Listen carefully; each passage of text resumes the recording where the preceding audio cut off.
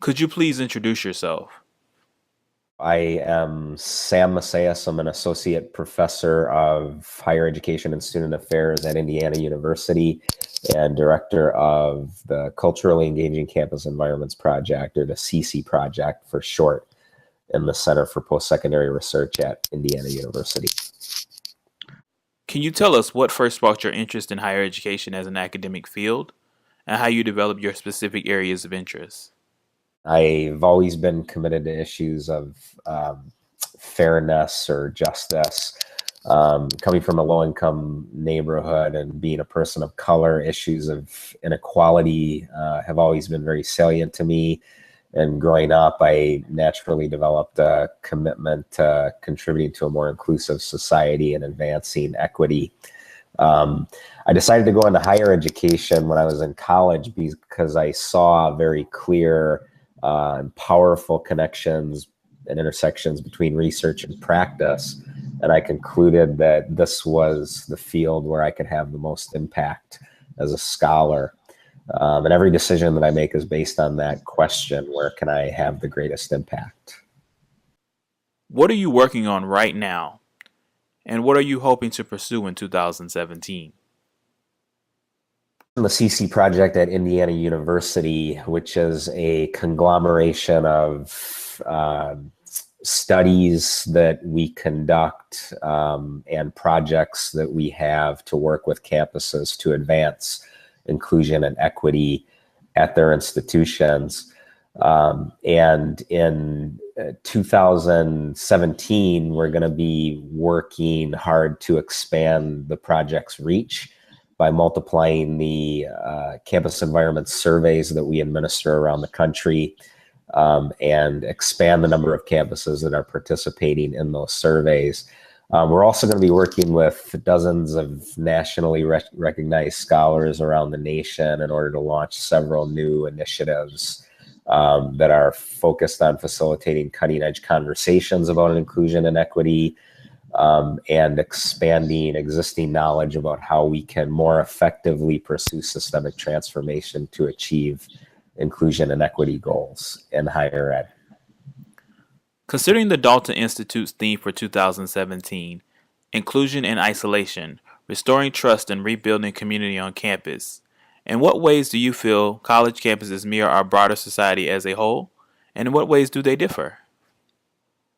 College campuses are a microcosm of larger society in many different ways. They reflect our nation in many ways.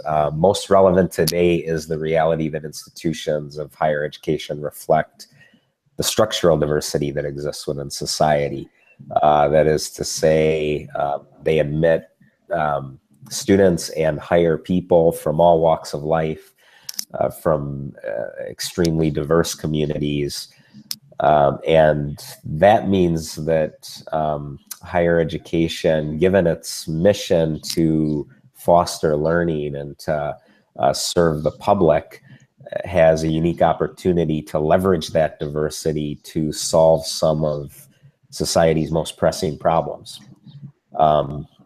On the same note, however, one could argue that colleges and universities differ from larger society because they don't always reflect the needs that are most pressing within diverse communities that they're intended to serve.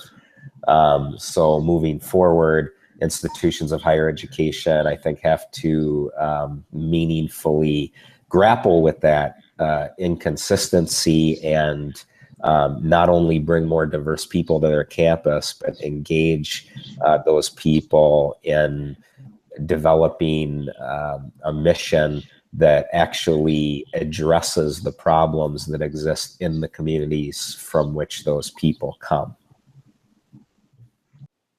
Throughout the past year, we've seen a great deal of division in our national population that seems to have shown no signs of healing following the results of the election. How do you feel college campuses should respond to this division? Um, well, that's related to my last response, I think. I do think the answer is that campuses need to take more seriously their responsibility to serve diverse populations. Um, that they're bringing to their institutions. And that not only means creating an inclusive environment for diverse students, but also creating cultures and structures and learning opportunities that allow those students to engage in projects and activities around issues that are most important to them and their families and their communities. And I think that the tensions that we've seen on campuses around the country have partially been a manifestation of the fact that for far too long, higher education has not provided those opportunities and not provided education that is relevant to the diverse communities that exist within our nation. So this has been an issue since the student protests that took place in the 1960s and before that. But it was the center of the protests that took place during civil rights, when students in their communities were fighting for a more relevant education. And it's still what students are fighting for today.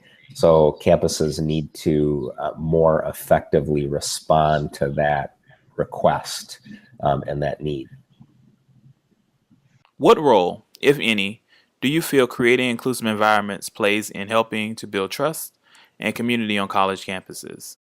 The tensions, as I mentioned, that exist on our campuses are partly a manifestation of higher education's failure to provide and learning opportunities that are relevant to diverse communities.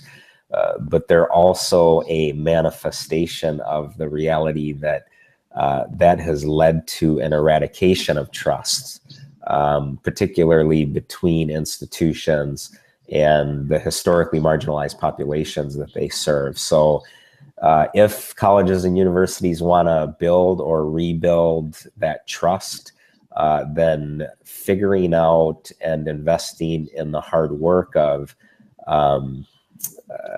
in creating inclusive environments is absolutely essential. In fact, I and many other people would probably argue that it is impossible to build a community that's characterized by trust if it is not an inclusive one.